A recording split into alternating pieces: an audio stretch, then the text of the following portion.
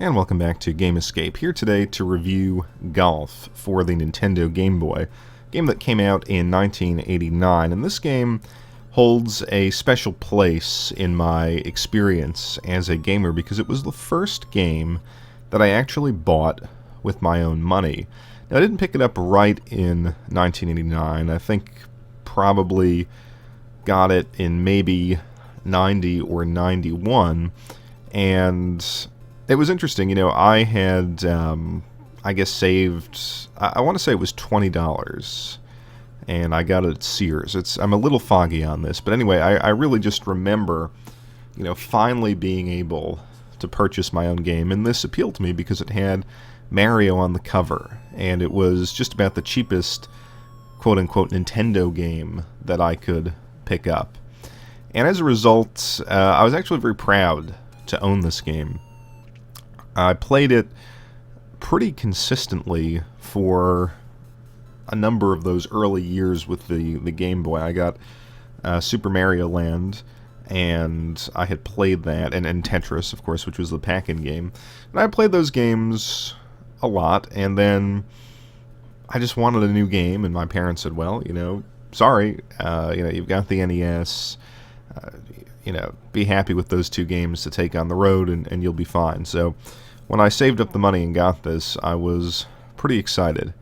Now, this is a very difficult game, and while I think it's probably the best adaptation of golf in that kind of early era of golf video games, and of course it was based on NES Golf, it's still very, very tough as a kid, but I stuck with it, and I can't say that I got very good at it, but it was just, there was a certain degree of pride that I took in playing this game, and it had Mario on it. Now, one of the reasons that I came back to this game now is because I've been playing Mario Golf World Tour on the 3DS, and it's the first portable golf game that I've played in any great length. I mean, I played Pangya on the PSP, which is actually pretty good, although I preferred it on the PC. But yeah, this is Mario Golf World Tour is the first game I've played pretty consistently this week, and I'm really enjoying it. And it took me back to the days when I would play golf on the go. Now, one of the criticisms that you could levy against Mario Golf World Tour is that mechanically it's still very similar to this game, and I don't think that that's a bad thing. I mean, this game and NES Golf originated the two-button push control system where, you set a distance and you set an impact point, and if you fall left or right of that impact point on the right-hand side of the screen, your shot will hook left or right. It's not a bad system. I think it still works today, but back in the day, I thought it was kind of the best that you could get with golf. I recall playing, I had a golf game on the TurboGrafx 16. I can't recall what that was. Again, probably got it because it was very cheap. But, that didn't stick with me. I played it maybe for a couple weeks, and then either I traded it for something else with a buddy. I can't remember, but I didn't like that game.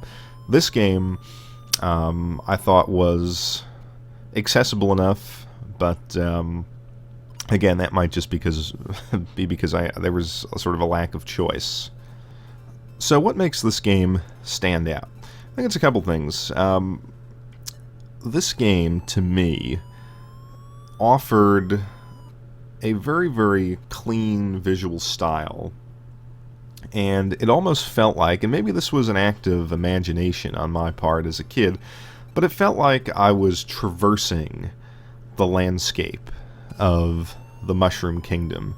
Again, maybe that's just because Mario was there, and I just wanted to believe that. But to me, in a certain sense, this game was kind of like, playing a game of golf in the background of one of the levels of Super Mario Brothers.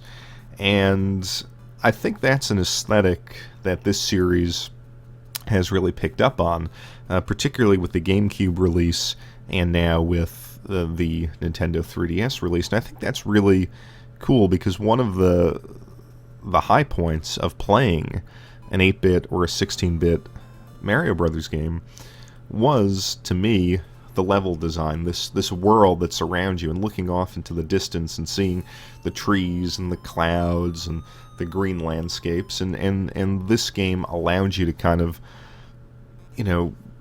walk through those landscapes. More so on an imaginary level here, but then again, throughout the series, I think that became more of a reality. The other thing that this game did pretty well was it gave you a sense of scope on the golf course. You had the overhead view, and then you had the kind of standard view of the terrain, and of course that close-up on the green, on the flag, and just fluttering in the wind. It felt like it was a bigger game than it actually was, and it played very smoothly, and I think still, to its credit, it's still a very, very smooth and enjoyable game. One of the downsides to this game, and it's something that will be readily apparent when you pick it up today, is that there's no good way to judge distance and shot power. The later titles in the series have spoiled us with kind of, you can read the greens and see, how the ball is going to move. You can kind of really fine-tune your shot. You don't have to necessarily know what each club does. You can kind of judge distance and then make the determination, do I play a 3-wood? Do I play, an 8-iron or something like that? And I think that spoiled us. This one is really a more of a trial and error game, and it's very difficult. I mean, if you take a chance and you try to, power the ball onto the green, I mean, you're going to wind up in a bunker. You're going to wind up in the water or out of bounds. And so you just have to play each hole again and again and again, and then finally you kind of get a hang of it. Now, I haven't played this game in probably, 22 years or however long it's been, but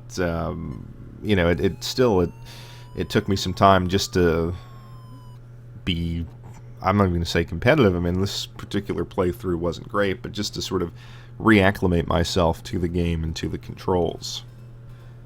It's a very simple game.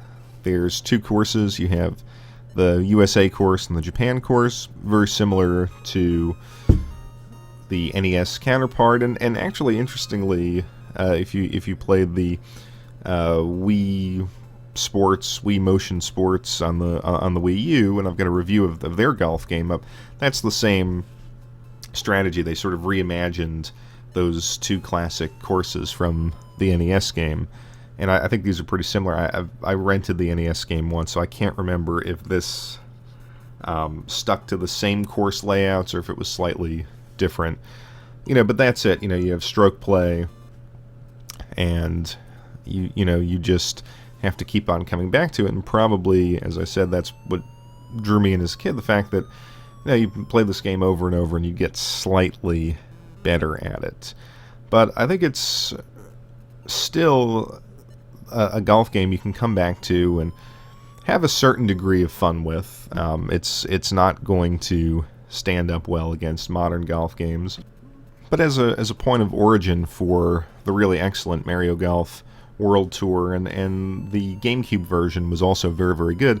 It was fun to go back and revisit this and just look at a game from my youth that had some meaning. I was able to actually find the Game Boy cartridge, and my Game Boy is just about playable. It's the screen is going on it, but it was fun, and I think that this game probably is one of those situations where the nostalgia is a little bit stronger than the actual product itself. But if you've ever had fun with a Mario Golf game, I'd recommend going back to this. Pick it up. It's probably very cheap, loose. Of course, you can emulate it, and just see where the series began.